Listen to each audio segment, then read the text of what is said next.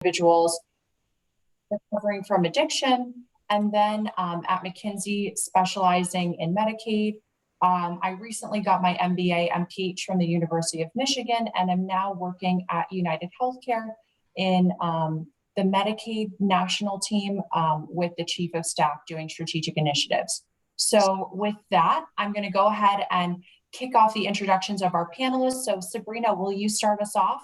Yeah, happy to. So thank you. It's fun to be part of this conversation. I'm Sabrina Martucci Johnson. I'm CEO of a company called Dare Bioscience. It's a healthcare company focused solely on developing products for women's health. I am a biomedical engineering graduate from Tulane and have spent my entire professional career in the drug development life science industry. So really excited to be part of the conversation today. Awesome. Thank you so much. Katie, will you introduce yourself next? Sure. Hello, everyone. Thanks for joining. We're excited to talk about this important topic. I graduated Tulane in 1983 as a chemical engineer, spent over 30 years at DuPont, and then started my consulting business in 2015 and have been working primarily in the area of operations, supply chain, and strategies, both for the for-profit and not-for-profit industries. Thanks, Katie. And Heather, it'd be great to hear from you as well. Of course, yes, and thanks for having me. I'm a 2006 graduate of the Liberal Arts School at Tulane, was a Latin American Studies and Sociology major, and dove right into a 10-year career in the nonprofit industry right after graduation, helping to really grow and eventually lead a corporate social responsibility nonprofit in New York City. And when that closed back in 2017, I realized what I'd love most about that role was the operations and business management elements. So use that moment of transition as a time to transition to the for-profit space, and have been at Morgan Stanley ever since in a variety of COO or diversity and inclusion and leadership development capacities. And I'm currently the COO for our corporate retirement business. Awesome. Thank you so much, Heather. So we're going to just go ahead and kind of jump right into some of the questions to sort of kick us off. I have a really good recollection of one of my friends a couple days ago talking about how when everything started in March of 2020, she has this memory of having one of her managers say, go ahead and put your stuff in this locker in your office and lock it up. And she still to this day has not returned to that locker to get her stuff, and so kind of wonders when that will happen. The process of that day and those changes were very sudden, and I'm sure were experienced for all of you in very sudden and different ways. And so my first question as we kick this off is, what was the process of adapting to this sort of new COVID work situation, like for you, like for your organization? It would be great to just kind of kick us off. And Sabrina, would you be willing to kick us off on this one? Yeah, happy to. So for us, we're a drug development company, and we have a mix of administrative offices as well as lab space. Where there's, certain work that can only be done if you're going into the lab. So it was definitely an interesting time for us. We were also getting prepared to run a human clinical trial where patients were going to have to go into clinics to be able to participate in our clinical trial. So it was definitely disruptive. Having said that, we, when it first happened, we thought, well, wow, we're kind of fortunate actually, because we had a fairly flexible workplace anyhow. And we were operating, two locations. So had already kind of dealt with not everyone being in the same place, right? And even within those locations, already had a very flexible workplace where a lot of people were able to actually, modulate their schedules as it made sense for them with their lives. It's kind of an important aspect of our corporate culture. So we thought, what, we got this, it's disruptive, but we can figure this out. But I will say, looking back at that time now, there were so many aspects of it that I think were unanticipated and that we had to navigate, right? So it's very different having a workplace with flexible work behaviors versus one where like everyone's gone. And then also balancing that with the fact that we did have this laboratory space. We had a very important actually program and grant funded program that we needed to be in the lab to advance and making some of those critical decisions, right? How do you do that? When can we reopen? And the life science industry in Boston and California, which are our two locations, we were treated as essential workers, basically, right? Because we're developing drugs for people. So figuring out how to navigate that and how to manage the fact that some people, weren't going to be allowed to go into the office, others were going to need to go into the office, and how do you manage that and keep everyone motivated? So, it really took a lot of time, and ultimately, and I'll stop so others can chime in, but ultimately what it came down to is realizing that, we really had to understand, our team really at almost an individual level, right? What were their challenges? What were their concerns? What were they going to need? As one of our employees put it beautifully at the beginning of COVID, this is not, people trying to figure out how to work from home. We're in the midst of a global pandemic, and how do you get your work done despite that, right? And so figuring out how to deal with all of that. So we tried to put a lot of effort into understanding people's personal needs and trying to address those. And I know there's more questions, so I can share more as the discussion continues. Thanks, Sabrina. Any other panelists want to weigh in on this question? I'm happy to chime in.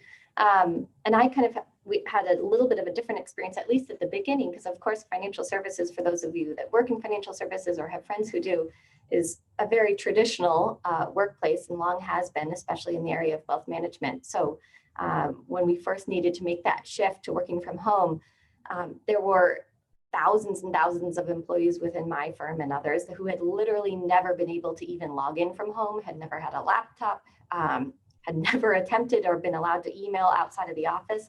So there was just a lot of logistics involved in making that shift, and kind of a new awareness of, will this even be physically possible? Once we kind of got over that tremendous hurdle, I think a lot of what Sabrina mentioned applied. Really just a quick need or heightened awareness that we need to be aware of people's personal lives and what they are going through in the midst of this work from home shift, this pandemic, and a need to really shift to a much more agile or flexible work environment where you're having that many more frequent touch points with individuals to hopefully make up for that loss of passing people in the hallway, to check in on them personally and professionally. And really what I noticed most and thought was a really significant shift, especially in the area of my industry, was this heightened candor in conversation and transparency as people navigated those first few weeks. So I think it was a really radical initial shift in those first months back in March 2020. It's very interesting to hear the words that Heather and Sabrina, you used to describe kind of the shift: transparency, paying attention to the individual. To me, this seems like these are also kind of cultural changes as well, like making you sort of think about like how does this affect the culture of our organization, or the culture that in your case, Katie, and you're advising on. And so I guess I'd be curious to know more about kind of how, based on these sorts of changes, you really had to kind of reimagine how you sort of cultivated culture or advised on cultivated culture in the new sort of remote environment that we found ourselves in. So in the case of my consulting business, the transition for me personally was not as hard. That said, being an independent consultant with collaboration agreements with third parties and also direct clients, things were very, as you all said, dynamic at the time. Notwithstanding, I have 4 adult children and they all moved back in with their spouses and children. So running a business from my home office now with a full house was very different. one of the things that I noticed, and I had 3 groups of clients. I have those Fortune 500 clients like DuPont, like Corteva, like Dow, like, you know, a number of big companies. And really what they were doing is taking a look at their work from home policies. They were treating things under big companies like that deal with hurricanes or global crisis. And so they're adapting. And as a consultant to them, there was a pause. My point with them is I'm available. Let me know when you want to re-engage, because now they're working on a lot of things. And do the timelines still stand? Obviously, your commitment, you have contracts. The 2 groups that were very interesting is I do a lot of work with startups, a lot of strategy, young professionals. And I also sit on a number of nonprofit boards where, as a board of director, we have one board that has an international program, educational. And there were some very immediate decisions that needed to take place in March because people were going to travel internationally. Well, that wasn't going to happen. And how do you shut down a program systematically, but stay true to the value of what you're trying to bring, and also stay engaged and in business?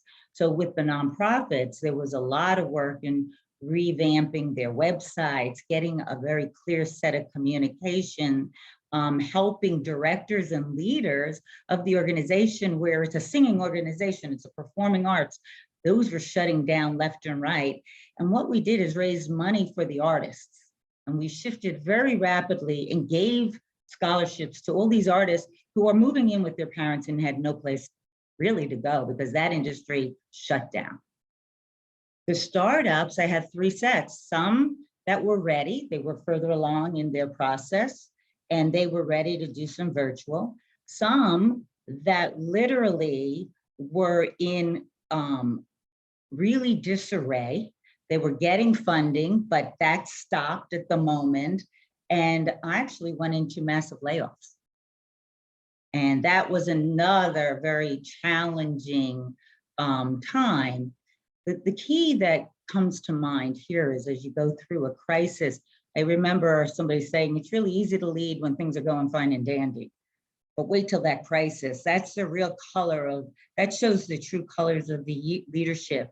And one of the things that we all decided across all is to lead with compassion, empathy, respect, and create initially the check-in as you are refining and revamping those work from home procedures, the programs that may or may not proceed, and give yourself time to pause, because every one of your employees, whether you're a big company or small, needed that time. They were either getting out of a big city because of a lot of people and the fear of catching this virus, which we knew little about back then.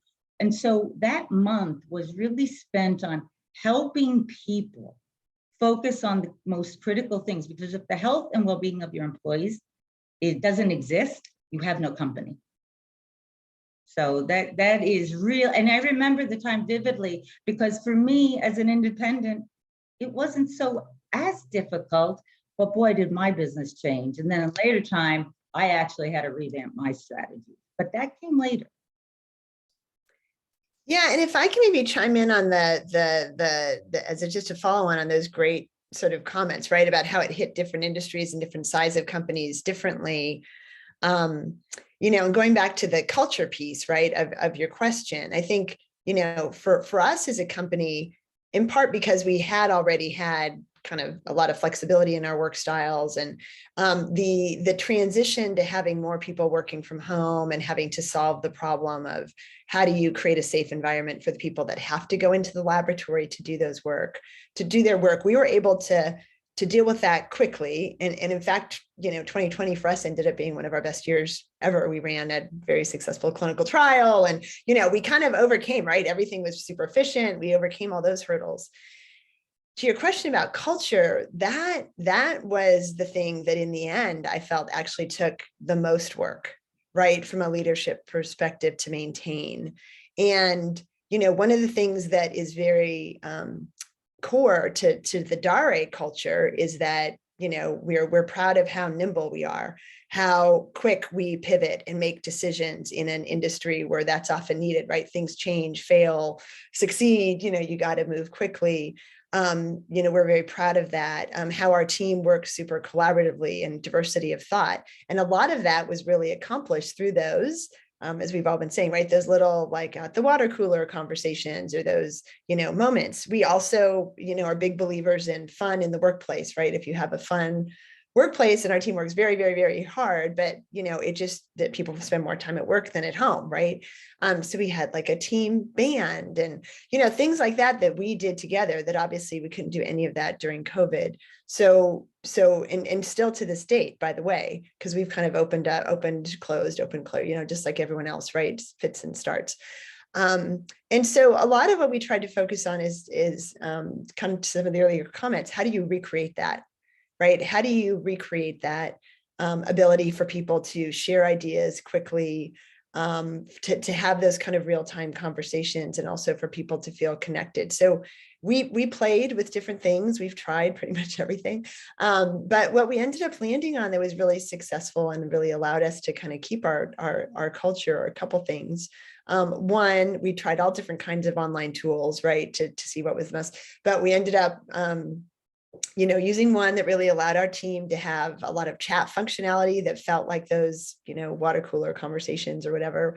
And, we did require certain meetings are on video, just so that people could truly see each other, see facial expressions. We built in a meeting once a week that I hold with a large part of our team that doesn't have an agenda per se. It's really meant to be a discussion forum. I'll provide updates on things, but let people chime in, kind of, whatever may be top of mind for them at the time, again. And then quarterly meetings with the entire company, just, again, touch points. And then as things started opening up, we tried to get creative about how can we convene people together. Right? What can we do outside? We're fortunate to be in San Diego for one of the offices. Boston's tougher with weather over the course of the year, but at least our San Diego office, it was a lot easier to say pretty much any time of year, oh, we can meet at the park, right? And initially it was like, bring your own food, because we were all afraid of like, should we touch the same food? Or we now cater it. But, so doing things like that ended up being important, and people loved it. Love it. And we still, and I think some of these practices, because we already had so many remote people anyhow, we're going to keep, even when the offices like open up, whatever that looks like. Some of these practices we found were better than what we were doing before. Maybe, Patsy, I'll just double click into something that Katie specifically mentioned, and I think a lot of what Sabrina is talking about touches on it as well. And just, I don't know that can be understated, especially this week in this world, in this time, is the fact that for my firm, especially as we headed into the pandemic and needed to think about how we built and maintained this active culture of collaboration and camaraderie, that really leaning into empathy and reinforcing with our leadership that they needed to lead with empathy and humility was critically important. And I happened to sit in a leadership development role that meant I was leading courses for our leaders at the time in the height of the pandemic. And really, to be frank, financial services firms, leaders don't often say, I'm having a hard morning. How are you? My kid did X, and it's really tough to work with them in the background right now, especially, either if you're a mom or even if you're a dad. That would be a net new conversation to bring into the workplace. So we really reinforced that with our leadership. And I would say it was incredibly positively received, but also just kind of great fun in the midst of a very hard time to see heads of wealth management and heads of the investment bank have little children running around and bring them to calls and such, and just introduce this idea that we can be a really reputable, esteemed company, but also be a little less formal in our interactions and have a little bit more exposure at all levels. So that, I think, is certainly something that we're hoping to keep on an ongoing basis. But that really we're creating the safety for all of us to bring our personal selves or our full selves to work, whether that was initially on Zoom when I think there was all kinds of things happening in the background, but even on an ongoing basis that, even in the example, like I don't have to hide my mom card at work, but I actually can lead with that now. So I think that really creating that psychological safety on a go-forward basis has been probably our biggest lesson learned.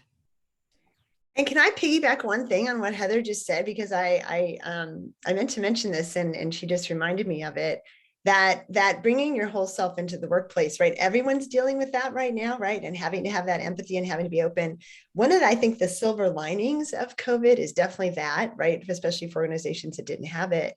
But also in collaborations. As a company, we rely heavily on collaborations, with other peers. And I will never forget very early in the pandemic being on a call with someone at the NIH, the National Institute of Health, and her cat was like crawling over her head.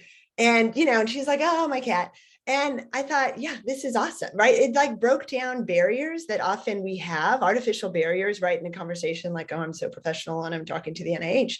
And I think that's a silver lining of this, right? It's forced all organizations to have to think that way and operate that way. And I think one of the benefits is that we've kind of opened the door to a more humane kind of playing ground for how we interact with each other and what we expect of each other. I love that. That's equally hilarious and also really an important takeaway. It's very interesting to start to hear more about kind of bringing your more of yourself to work, or sort of that transparency that initially COVID really created. I think that kind of leads me to a question also of the idea of burnout. And I know that there's been so much discussion about this, and the reason being because it's hugely problematic, especially in this time that we're living in. And I guess something that I'm curious about is sort of that interplay between kind of as a leader, as an advisor, as you're consulting, how are we thinking about burnout? How are we thinking about that in this kind of new world of a little bit more transparency, a little bit more empathy, a little bit more psychological safety? So very curious to get your thoughts on that.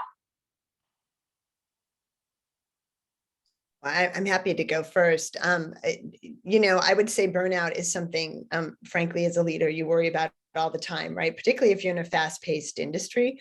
You want to make sure that people are supported and that they've got, they're getting the time they need, and that work-life balance is all happening. And I think that definitely became more challenging in an environment where people are now working from home, right? So how do you set those boundaries? How do you help them set the boundaries, right? So on the one hand, some people sort of embraced, right? We definitely in our organization had the people that like loved it, embraced the fact that, oh my gosh, I'm crawling out of bed and getting on a call and it's okay. And, or I can get this workout in that would have been my commute time, right? But then there's no end, right? There's no end to your day. Like, when do you leave the dining table or the room that you were hiding in, or whatever it was, that right where you're working from?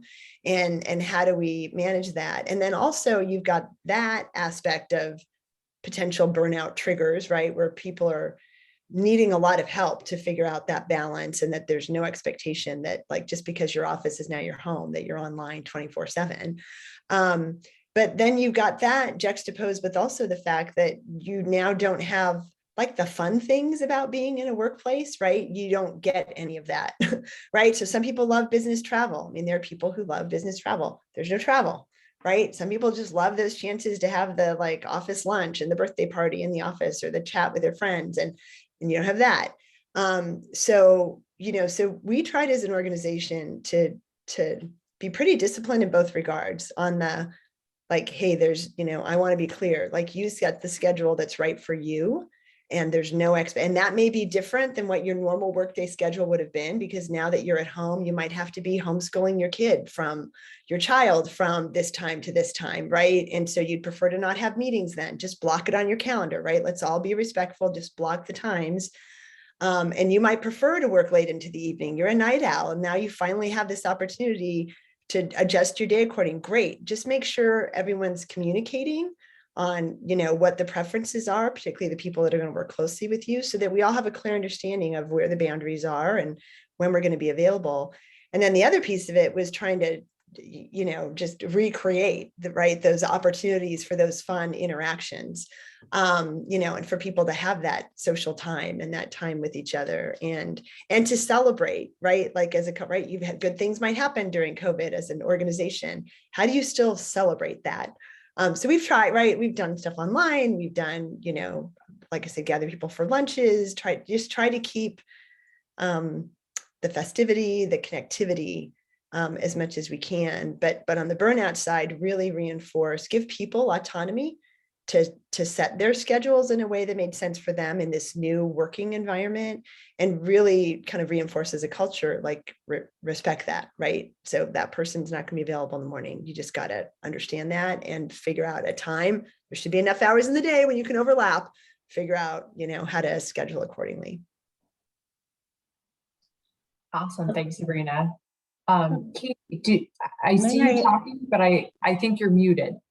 Okay, I think I am muted now. Can you hear me? Oh, now you're unmuted. Perfect. One of the things I think that folks need to remember about this burnout is, if you are a leader, your leadership behaviors set the tone. And you are, as a leader, working 24/7 now. You're in crisis mode. You're trying to keep your company afloat. You're trying to figure out the revised priorities, notwithstanding people, but your profits, if you're raising money, depending on, I said I dealt in 3 distinctive and very diverse areas. One of the things that I had come in early on is that leadership sets the tone. And if you're on 24/7, sending emails to somebody at 2 and 3 in the morning is a bad tone. Because then they expect that they're expected to have read them, and they may not be up, or their kids may be homeschooling, as Sabrina said. So number one is, you need to regroup as a leader and say, what are going to be some personal changes I'm going to make in this new environment?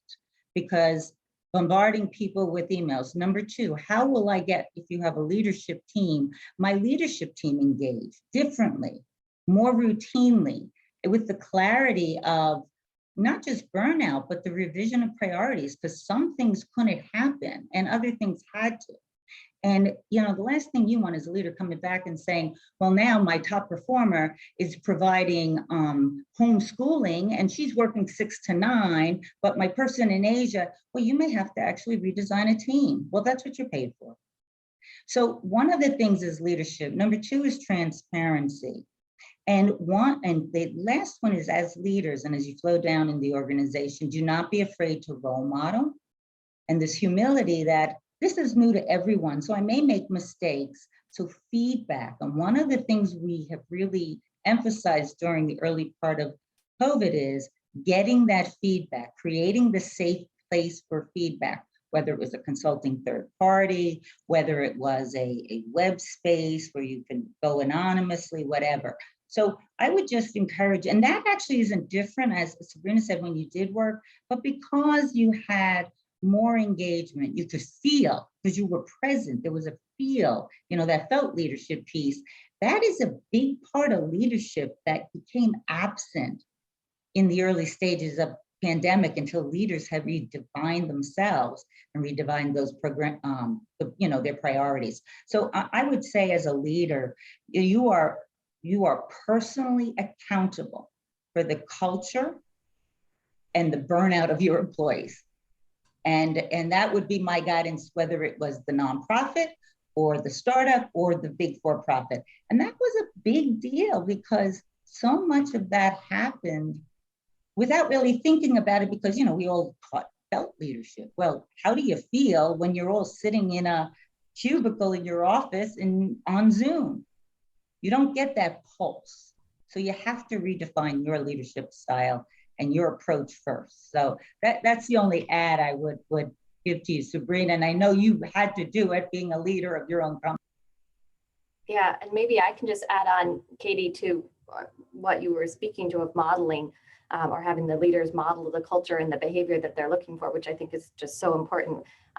There were some great examples that I witnessed in my company that I've really tried to sort of take and run with.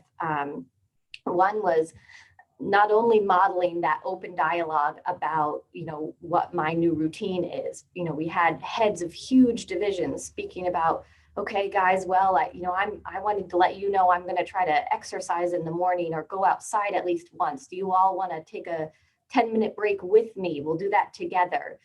So just being really communicative about these real human items that they were trying to work into the workday. Also, we ran a lot of what I call press pause meetings. And Sabrina spoke to agendaless meetings before, but just, hey team, we're getting on. There's literally nothing on the agenda. We're just going to press pause. We feel like people are running a mile a minute. Is there anything we can help with? Is there anything you want to share? Do we just want to chit chat, about the weather? So I think taking those strategic pauses was really helpful, and having some of our leaders model that, showcase that was really acceptable and okay, and not a waste of time, even though, we're a hyper efficient firm otherwise. And then the other thing that I think came out of the pandemic from a leadership behavior standpoint that really helped to avoid burnout was a lot of the mental health resources that were introduced across the firm, and the fact that we would have our CHRO or our head of the entire firm, our CEO, publicly speak about the importance of mental health and the resources they themselves or their families were engaging with to normalize that as something that was a great idea to do throughout the pandemic. So I think just opening up dialogue around mental health and encouraging employees to reach out to the available resources was a dramatic shift in sort of common dialogue at the office, but something that really helped our employees to hopefully avoid that burnout state. Oh, I love that. And it kicks off so well the next question that I have, which is about what are we going to take with us as we move, the pandemic sort of becomes endemic, and what are the next, what do we take with us? I mean, I feel like the mental health discussion is a great way to really kick this off. Yeah, and I'll happy to jump in first. Again, so a couple things, and just to piggyback on some of the great comments that were just made. First of all, and going back even to the beginning of the pandemic, right? Trying to put yourselves in really having empathy and really trying to be there and know what it is to be in someone else's shoes. We very early on, we're a biotech company, right? We're always raising money, and there was uncertainty in the financial markets, right? Are we going to raise money? Are we going to be able to run our programs? Very early recognizing that it was going to be really important to reassure people of the commitment we've made to them, right? I mean, obviously employment's at will, all that good stuff, but we wanted to right away reassure everyone, like, we are going to figure this out, and there's no intent to have to make changes to our staff. So we are going to figure this out, and just to get that off the table right away. But that exercise was a good reminder of, like, at least in our industry, that's on people's minds all the time, right? And that transparency that we had to do because of COVID, of sort of like, hey, here's a situation, here's what we have, here's what we're going to prioritize. We don't want people to be worried about that. This is why you don't need to be worried, is something that I think as an industry in my sector, it's something just for us to think about, just ongoing, right? Ways of being more transparent, right? Around financing strategies and things like that as we can with the organization. The other, again, and I would say this is another silver lining of COVID that I think is part of the take forward. I mean, as well as, look, the flexibility, people bringing their whole selves to work, the openness that came out of it, the humanity, I just think that's great. And that's going to last. I really do believe that you can't go back from that, right? We've opened that, genie's out of the thing, out of the bottle. That's awesome. But the other piece that came out of it, and just being inherently a glass half full kind of person, is, what COVID did was force us, and everyone's talked about this, we had to rethink, right? You had to pause and say, okay, like, rethink what I'm doing. And often that meant, as Katie said, rethinking strategy, right? Do I spend money here or here? Is this program, does this make sense right now, or does this? And when I said to our team is, you know what, this is awesome. Like we should actually be doing this all the time, right? You should always be, as a leader, revisiting a situation based on the new information you have, right? Just staying on the same course is a decision that isn't always the right decision, right? Circumstances change, but we don't always in our organizations have the discipline to say, no, wait, hit pause, take a step back. Is this still the right strategy? Is this still the right prioritization? Is this still the right allocation of resources? Is this still the right team, makeup for this particular program? And COVID forced us to do that. And so what we've adopted kind of going forward, and now we do it like really frequently, is like, okay, let's hit pause. Let's look at all of our activities, all of our programs, where we're, prioritizing, where we're spending resources. And not that we didn't do that before, but we did not do it as frequently. And COVID has forced us to do it more frequently, but it's a great practice. And I think that's also going to lead to the long, it's one of the, I think, positive outcomes, because that forces also revisiting, are people, are they enjoying their work? Are they on the right team? Are they burned out of this particular role, right? Is there another role that makes sense for them and another opportunity to shift them to something else? Thank you for adding that. I'm going to just let you know right now. And of course, this is so COVID Zoom typical. My Zoom is not responding. So if you see me looking down, it's because I'm trying to actually access Zoom on my phone as well, so that I can look at your questions and also keep the conversation going. So Nicole, just warning you, I might actually need you to, as we get closer to the question Q&A period, to ask the questions, because trying to get into chat has been a very interesting experience, as my computer is doing a new something in the background, which, what a delight. So, Betsy, this is Katie. There were a couple of folks talking, and one of the things about they were talking about using the word mindfulness and working in different time zones, leaving messages that I'm on the East Coast and I may be in a different time zone from you. So don't feel compelled to answer my email immediately. Brings again, back to transparency, maybe having your working hours or flexibility, having that flexibility, so that, online folks know that I am not sending this email out because I need you to respond to it immediately. It's just, we're going to manage time zones. So it was interesting watching in some of the chat that. The other is there are some questions about, the trust and those managers that micromanage and some of those things and how we're dealing with. And, one of the things it does get back this whole concept of the trust and micromanaging. First of all, that's a problem, whether you're whether you're virtual in space or whatever. But what it's brought to bear is that when you are virtual, things need to be more disciplined. That does not necessarily mean that they need to be micromanaged. Those are two very, very different things. And then some managers and some leaders really need coaching to understand the difference between having the rituals and the discipline that may be necessary to a greater level, because as Sabrina and Heather talked about, don't have the cooler conversations, you're not able to pop into somebody's office, from, okay, we need discipline, we need check-ins, we may need routine meetings, we may need these non-agenda chats, whatever. From, I need this by then, and micromanaging each employee individual to get the work done. Because really, in my view as a consultant and also working for a major company for many years, sitting on boards, my view is micromanagement is more about the lack of skills of that manager than it is about the employee doing the work.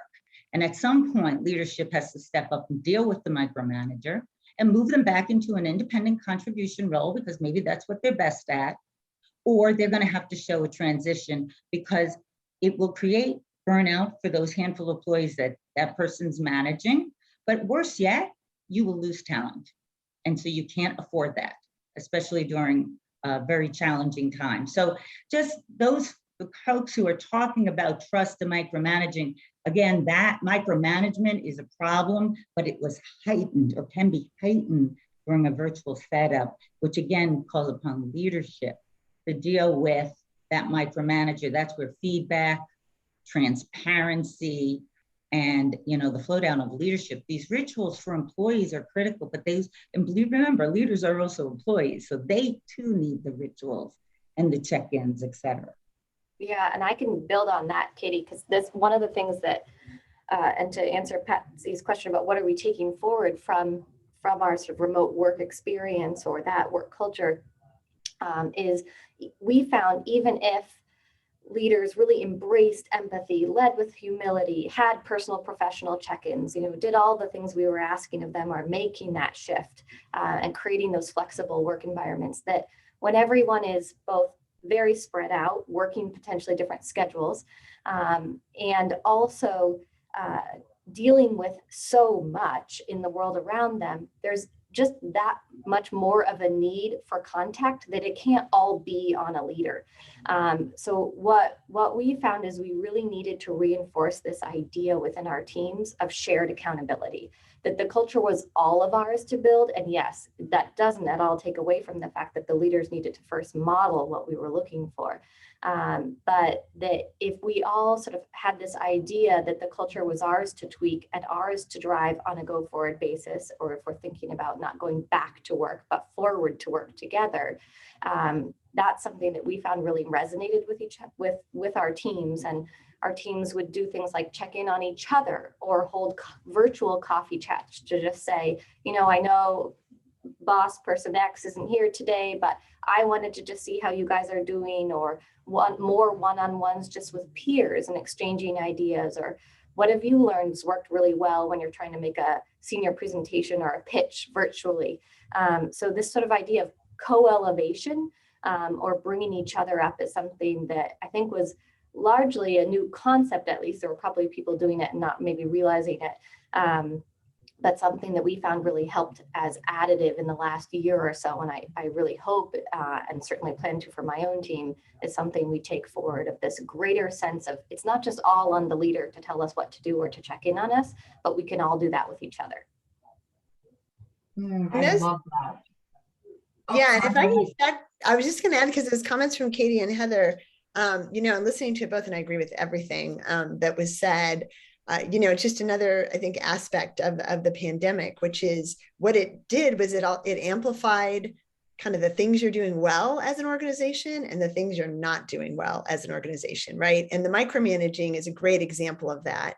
And it really did force an organization to deal with it, because what someone might tolerate you know, in an environment where there's all those other little, you know, intangible benefits, not so tolerable when they're at home, when they're stressed, when there's other stuff going on. So I think it, you know, it really was, it kind of amplified your superpowers as an organization, but it also amplified the like, oh, we better fix this, or this is a serious issue. You know, it's really interesting to hear you remark on that too, Sabrina, because, and I'm sure Katie, I know you can comment on this as well, but I have friends who still work in different kind of consulting companies, and they have probably struggled the most out of our friend group, because all the things that sort of made consulting bearable, which is the fun travel, the places you go, being around your teams, you know, getting to do all that stuff, dinners, all gone. And now it's just constant work. And I think it's really forced them to kind of reevaluate as well in terms of taking ownership over, you know, like how they are creating the culture within their teams and their companies, kind of what they want to do. So it's really interesting to hear you talk about that.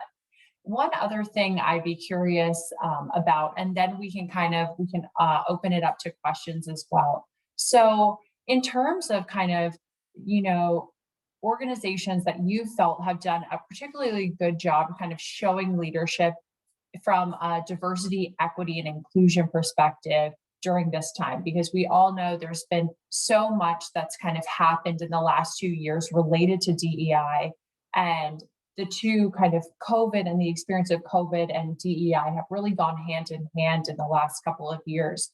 So curious to get your thoughts on either leadership and organizations that you think have done this particularly well, or kind of ways that you've really thought about this within your own organization and your own leadership. I'm happy to kick us off, and I can't help but feel passionate about this, especially having sat in the D&I space during this intense time, which was an incredible learning opportunity for me. To me, the marker of organizations that are doing well or notably well in this space are those organizations that are still committed to this and still focused on it and working actively in this space today, and for whom it wasn't just a moment. I will say, very impressed with how my firm really made sure that our commitment to a culture of belonging and full inclusion was known and felt throughout the organization, especially throughout 2020 and 2021, and certainly still continuing. Just in the amount of programming, the extensive training that was made available, the availability of thought leadership. But to me, really what stood out as most important in that and most meaningful was the availability of structures that we termed, and I'm sure there are others similar, as community listening sessions, just opportunities for people to come whenever there was a world or country event that we came to recognize would mean that it was really relatively impossible or very difficult or emotional for them to show up at work that day. And to just share their feedback in a non-judgment space, not to engage in a proactive or back and forth dialogue, but just to share and be seen. And I think those sessions allowed all of us to get to know each other and get to know each other's backgrounds and different backgrounds and diversity of thought, but really to be able to say or have a heightened awareness, I know so-and-so might be having a tough day today if this type of activity happens in our country. Let me reach out. Let me reinforce that culture of reaching out, because now I have this awareness that these events have this incredible impact on their ability to navigate through a given day. So just having those community listening sessions, I think, was a really, really powerful tool that both, I know my firm, but a lot of others embraced, and I think made a really significant difference. Yeah, and I might just add, I'm fortunate because I work in women's health as an area, and just by the nature, right, of the therapeutic category that we're working in and the kind of organizations that, like, whether it's large global pharma or to the smaller companies like ours that make a commitment to that category, you're right away in an ecosystem that is really, by definition, embraced a therapeutic category. That kind of means you have to embrace diversity and inclusion, right? And the importance, right, of everyone. And there are some great initiatives that, as a California-based company and a NASDAQ listed company, there's some great initiatives, also big picture, right, that both California and NASDAQ are doing, that we were ahead of the game anyhow on those, just because it's been so important to our organization. But it's nice to see that happening. So I feel fortunate that I'm in this sector and that there's so much focus, but we can continue to do better. Right. Like I think, and to the point that Heather made, which is a great one, like the companies that are really doing well and kind of knocking it out of the park on this are the ones that kept their eye on that even during the pandemic, right? And maintained that prioritization, that you can't let disruptions get in the way of what should be a core tenet of your, culture, your workplace, your philosophy.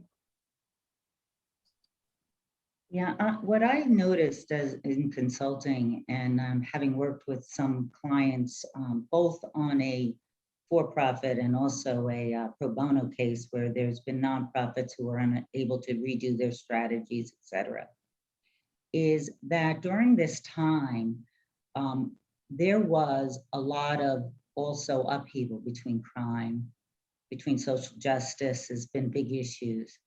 And one of the things I noticed is that the companies that were willing to open dialogue were far better than ones who didn't. And the criticism, because, there is a cancel culture and, what if we say the wrong thing? It's a really double-edged sword. But if people truly come together and instead of as leaders tell, we're also used to telling people what to do, but asking those important questions, allowing people to respond despite everything else that's going on in your work. It was very interesting. It really separated, and it was very interesting. It separated those companies that really were not afraid to ask the questions, as Heather said, do those check-ins, whether it was social medias, and then integrate into some training. I mean, here you have a lot of downtime. A great way is looking at where, as you restructure development, you look at those things that virtual is sometimes, but a little more challenging, because coming together and training and building off of each other is always fun. Even if you are virtual, people look forward to that travel. But how can you create interest in training? And I found some of the better companies were actually training and actually chose third parties to come in and train on very difficult issues that we were dealing with, not just how do I work from home, but this, the whole question of, women leaving the workforce in droves because they needed childcare and maybe their spouse made more money than they did, not being the primary worker, the dichotomy of pay differences between some women and men, and depending on the industry that you're within. So really addressing those head on. And I really do think that differentiated some companies that not only sustained their efforts, but actually advanced them during the pandemic. I love that. Thank you so much for weighing in on that question. It's really incredible to hear all of your feedback and your thoughts on this. Very, very awesome. Now I'd like to just kind of take a quick turn and open it up a little bit to some of the questions. Nicole, I know you had sent some of the questions. There were a few posted on the chat. Nicole, do you mind kicking us off with one of the questions that you had? No, not at all. One of the questions was about hybrid or fully. So when given the option to work a hybrid or fully remote schedule, do you think it will hinder someone's career trajectory to choose to work from home when others are still working in the office? I personally don't, because in the end, I mean, it all comes down to all the skills that we've been talking about, right? Like how to find those ways to be connected, to be present, even in a hybrid environment. So if someone is truly disciplined, and it will take discipline, right, to do that. But if someone is truly disciplined about doing that, even though they're staying hybrid, it should not hinder them whatsoever. That's my personal view. So having worked with companies, I would say it depends. It depends on the company, and it depends on the leadership of that company. If 90% are working in the office and you're at home, I think it's a very important question to have with your leader. How will this affect me? And have that transparency. And if they struggle answering that question, despite maybe you're not in the right company. For example, companies that manufacture are going to have a hard time they can do hybrid. They have service, they have all sorts of things that can be remote, but there are certain functions that simply need to go in. We had essential workers during the pandemic. They had to show up, and they had to put themselves at risk as a result of that showing up, different level of standards. So I would say it depends. The one thing that is critically important, and it is what Sabrina said, and women have a tendency to do this less than men. The data is real. We need to manage our career, be direct, ask questions, and negotiate those benefits. I think that if we're out there in front and really watching, and then of course you have to perform, et cetera, that it won't ultimately impact you. But I think there is a natural discomfort for some to in fact do that. And if that is the case, and you're not working with a company that the leadership, like Sabrina said, we love this, we want to be virtual, and she's setting the example. Instead, you have somebody who has maybe a different viewpoint and has a lot of manufacturing or military experience. You may want to question that. So one, there's three things I'd recommend you do. One, take a step back and look at the company you're in. And how are they managing? Do they have the tools? Do they have the infrastructure? Number two, have that very difficult discussion in a very professional manner. And then number three, make sure you're on top of it, not out of sight, out of mind. So that means set up routine schedules, because those people who catch the boss at the water cooler, if they're in there, are going to get a leg up, but not if you're saying, I want to meet monthly or every quarter. So that would be my advice to those, because I do think, and I know many women who have loved working from home and actually have negotiated agreements to continue to do so as people go back to work. And they've earned the right based on their performance to do that, which is very, very, very exciting. I love all your comments, by the way, Katie. And you just remind me of one thing too, that because we've started, we had a lab. So those people, kind of Katie's point, right? Those people have been in the lab since day one, pretty much, right? As soon as Boston said, yes, you're biotech's essential workers. So we had to, they understand that about their role and they love it, right? These are people that like working in a lab. So, this has been, they were happy to be able to get back in, but we started in our San Diego office in particular, picking one day a week where myself, the chief financial officer, chief operating officer, or chief strategy officer, we go in and we let everyone know, like at a minimum now, this day a week we're in, we have tests for everyone who wants testing. Our company's vaccinated. But it's some people that really love that working from home, what they've done already, right, setting the stage for sort of, is they'll pick that day to stop in. They'll just pop in, not work there all day, but they'll schedule a meeting with one of us so that they can pop in and see, or they'll schedule a meeting with someone else on their team at the office. They might only come in for an hour, but that gives them then the FaceTime. So it's finding those little tools, right, to Katie's point, and being disciplined about having those conversations and then finding those ways to navigate, right, in an environment where other people might be in the office. But I definitely loved your point. It starts first with like the organization that's going to embrace it, right? If you're at a company that's not going to embrace it, you can put all the plans you want in place and it might be challenging to achieve it.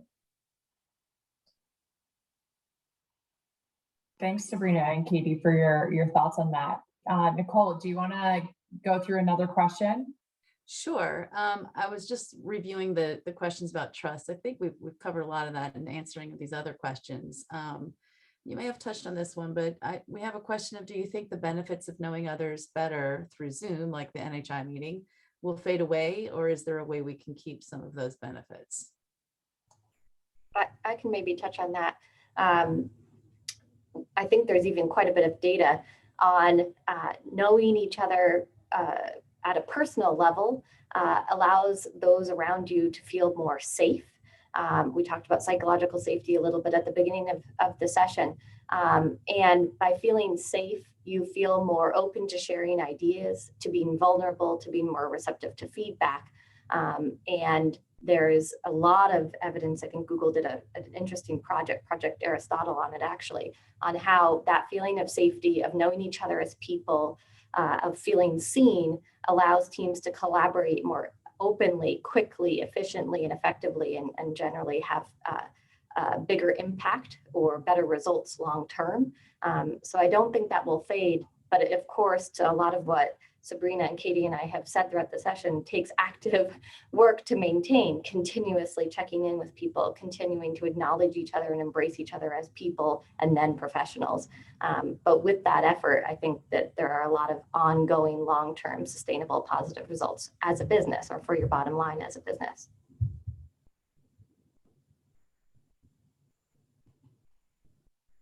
That's Awesome. great. I'm looking for more questions. Any other ones, Nicole? I'm looking for the ones from our Hoove app. What impact will hybrid workplaces have on those of us who benefit greatly from fully remote work? I guess hybrid versus fully remote, and how that intersects, or what that looks like. Yeah. Okay. Oh, please, Katie, Sabrina, you you go. want to go first? All right. Well, again, it's a choice. I mean, hybrid is interesting because people have been fully remote and going back to hybrid. So one of the questions, and again, given the rituals, is what is that definition? What does it really mean, hybrid? I mean, Sabrina talked about lab folks who may stop in. It's hybrid. They're going into the office for an hour, but they're spending 7 hours or more at home. So what is the flexibility of hybrid? Are there standards or plans around it? So what I have seen, and companies have done this very differently. I have seen companies that said we will allow hybrid, but they've set standards. If we do a meeting virtually, we're going to all be virtual. So you will call in from the office because oftentimes it's hard to do a mixed meeting. Whereas if we do training, maybe we'll create a networking event and bring people together to get that exposure. And then while you're in, we'll compound the development. Here is where the strategies of your company, and it's actually could be more efficient, are beginning to change. Remember, there is a huge benefit to either hybrid or remote to a big company. They save money on office space. They save money on travel. These are big ticket items. Supplies really do go down. Now, you may have to restructure those groups that need supplies. You're going to have to change your standards. So the willingness to help folks understand and what hybrid is, what is total remote, and what does that mean? Because even total remote, you may need to go to a meeting a couple times a year or quarterly. Getting that clarity. So once again, ask questions. If they offer, be part of the solution. Sometimes big companies are going to put together a group saying, or even small ones, help us define this. And here you are, ABC. You've all had different, you're single, you are a mother of 3, you are a father with a wife who's a CEO, blah, blah, on and on. We want diversity, and it comes in beyond race and all sorts of, we want diversity in helping us plan this in a way that we can meet the needs of a broader, diverse population of talented employees. So I actually think hybrid versus totally remote is yet to be defined by many companies. And I've watched them come out early. Some have defined it and said, hybrid, you got to be in the office 3 days a week. And with Omicron, they changed it immediate. No longer hybrid, back to remote. So that yo-yo, and they got a little burned by that. So companies are being very cautious in how they're defining hybrid, big or small. And now, Sabrina, I'm very curious because I'm just watching it through consulting, but you're really. No, you said what I was going to say so beautifully, better than I was going to say it, frankly, which was that comment around one of the tricks I think to make it work is to be disciplined about if it's hybrid, it's all hybrid, right? I've been now to a few of these meetings where people feel like, oh, let's have some people in person and some people remote. And it's human nature, right? You make eye contact with the people in the room and suddenly you forget the screen and the other people, right? So I think just as an organization, being really mindful, right, about that and being disciplined about, we're going to do some hybrid meetings. And that means some meetings are going to be completely virtual. And when it makes sense, we're going to support something that's in person, but in a way that makes sense. I think that's, kind of core to it. Something else I'd be curious about as well, just that kind of leads on this discussion of hybrid versus remote. There's a lot of people, women especially, who have stepped away from the workforce during this time to deal with kind of family or personal situations, and may kind of be either stepping away for a longer period of time or thinking now about going back into this kind of new world that we've found ourselves in. What sort of advice do you have for people, but also women who are thinking about going back or thinking about kind of career planning when they're really now putting a pause on their career to think more about their career of raising their family or managing other personal things? Well, I think it's a great time to come back in because we've just demonstrated that we can, many organizations have now demonstrated that people can have flexible schedules. They've gotten comfortable with the whole, understanding the whole person and what their needs are. So I think, pre-pandemic versus post, whatever you call what we are now, pandemic is, I think, more welcoming, frankly, and more opportunity for someone who's re-entering the workplace, and particularly if it's someone who may have some constraints.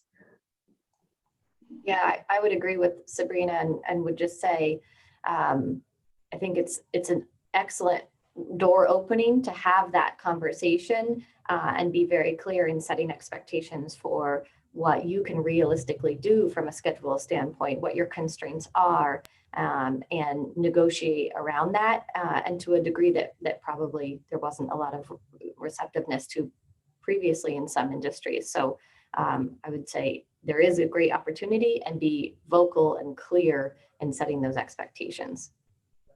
Yeah, and I'm going to just give some of you some practical knowledge to re-enter, because I've done this throughout my career, having 4 children, being in leadership roles, in and out, changing jobs.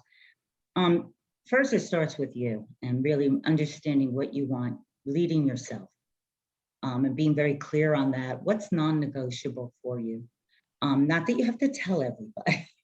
I wouldn't recommend that, but really getting clear about your personal leadership, what you need, what you want, so that you can do a match. Number 2, I'd recommend networking. And networking in a pandemic environment is challenging.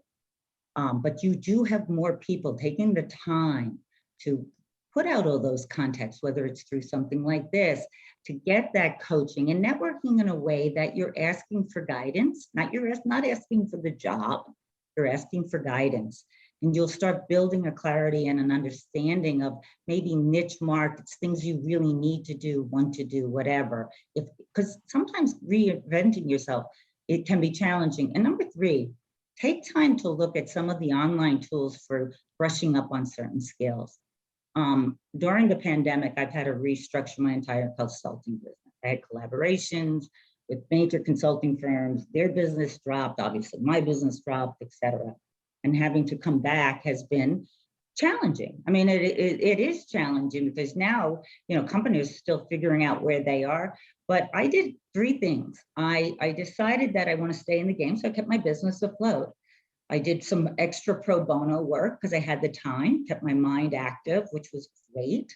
And again, all of you are doing something that is keeping your mind active, whether it's educating the children or whatever. Turn that into success, because it is success. Number 2, I looked online and I decided to do a certificate program to get certified in something that I've always wanted to do. And I encourage you, because again, that keeps you active and it creates new networks. And then number 3, when you're ready, put yourself out there, and it may take a lot of interviews, et cetera, but don't get discouraged. There is something out there for you. It could take time, and get feedback. One of the things is those rejections are as important as being accepted. Try to get feedback as to why and what could you have done differently. And don't be afraid of that, because it will make you better, and it will make these companies, it will help you target your companies better. So just some real practical, it's possible. I will tell you, it's not easy still, because it's hard to interview. People are going through thousands of online stuff. So don't get discouraged if you need to re-enter.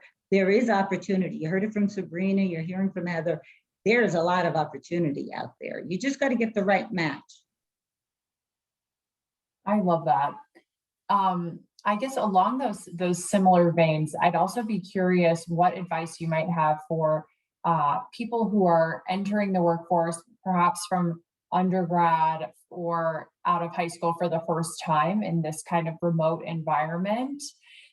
I personally cannot even imagine what that must be like, because it's already going to work in person is so overwhelming, and you have lots of people around to chit chat with to figure it out, and that is then erased.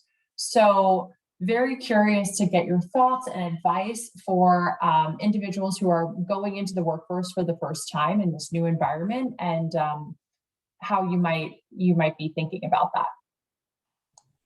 Yeah, I can start at least. We have a really robust analyst program or recent grad program here at our firm, and it's very obvious, or been very obvious throughout the pandemic, some of the difference between those individuals who are thriving in that and those who might need some more coaching. And they're doing a few things differently that I think get to your question, Patsy. Those who are thriving as they enter the workforce virtually are, and this echoes some of the comments we've shared before, being incredibly proactive in setting up conversations and meetings and building that network or that resource group or support group at work. They're also being overly communicative with their manager, with their team. Here's where I'm at on this project. Here's where I'm struggling. Here's where I'm hoping to go tomorrow. Here's where I think I might need help if you have a few minutes. They're putting regular touch points on. They're reaching out for resources. And they're also, I think this is really helpful, identifying what they've termed even sort of their dumb questions person. Who's that person who you might typically in the, new to a cube, sit next to and say, my monitor is not working right, or I look funny on Zoom today, or whatever it is, or when's the coffee break? Where is the coffee? They've identified a buddy or someone who they can ask those questions with safely. And that just alleviates the anxiety and the fear, and it helps them get work done on a daily basis. So really proactive, really communicative, and just forming that network of people who can support them day to day. I think that's been the real differentiator for those who are being able to then come back to the office and just capitalize on that network they've already put in place. And those who are graduating from college or some grad program, tap the tools of your universities. There are a lot of them. Those universities have put a lot online as well. And there's a lot of development tools and a lot of things that are at your access, including those university networks. And you know what? When somebody says, I went to Tulane, I'm usually willing to give them a hi, because I went to Tulane. So don't forget to tap that. And then it is what, as Heather said, proactivity, seeking feedback. The other thing I would say is if you have somebody you're close with, that maybe a more senior professional and you're coming out, I do this with a number of folks that role play. Tell them, like, I have a young woman who is now pregnant. Their work is starting to go back and they're going to require a lot of travel. And she's struggling with, how do I, explain that I'm uncomfortable going to India when I'm 6 months pregnant, because I don't want them to think I don't want the job. Role play that and talk to people, get input, especially women and or men. There are a lot of talented men out there as well, but I'd say pick it with somebody you trust. And that really keeps the information is kept safe. They're not going to go around and talk. But I think that's also important to role play and talk through some of the more challenging issues that you may be struggling with to get an idea and then adapt it to how you want to do, have that difficult conversation. And the only thing I would add to the great kind of guidance that both Heather and Katie gave was, corporate culture is always important, right? And sometimes I think when you're someone seeking that first job or, out of college or grad school, you think you don't feel like you need to worry about that so much, but you do, right? What your work experience is going to be like is dictated by that. And without the in-person interview process, some of those cues that you might just have subconsciously picked up, like, God, everyone looks grouchy, or why is it, whatever, the workplace is so dirty, whatever, right? Weird things that you might pick up. If you're going into an in-person interview, you don't have that. When you're interviewing on Zoom, it's just a lot harder to get that perspective about the workplace. So the only other thing I would add is just don't be uncomfortable about asking questions in an interview process about the corporate culture, right? About just all the guidance that we've been talking about in general about the work environment, the hybrid versus not, the expectations. Ask questions that are going to give you a sense of, what the culture is like in the organization, because you're still going to feel it, right? And you don't want a big shocker, right? You're going to feel it online, but you're really going to feel it whenever it goes back in, and you don't want that to be a big surprise. Nicole, any other questions coming up from the chat? No, and we are right about time. So Awesome. All right. Well, thank you everyone so much for joining us today. It was awesome. Thank you so much, panelists, for giving us your thoughts and really, taking all those questions. It was very awesome to hear from you all and to get your advice. So much appreciated. And Nicole, I'll turn it back over to you. Yeah, we are done. Thanks again to everyone. And I just encourage everyone attending to reach out in this community discussion. So much of what everyone said was about communication and growing your networks. And this is a great opportunity to do that. So please take advantage of this opportunity, get on the app, get in the community groups, join and connect with some other Tulanians, because I think it'll really help you and help you with develop your communication skills and your networking skills, and take advantage of this Tulane network. So thank you all so much. I hope you have a great day, and thank you for attending this session. Thank you all. Thanks all. Thank you. Thank you.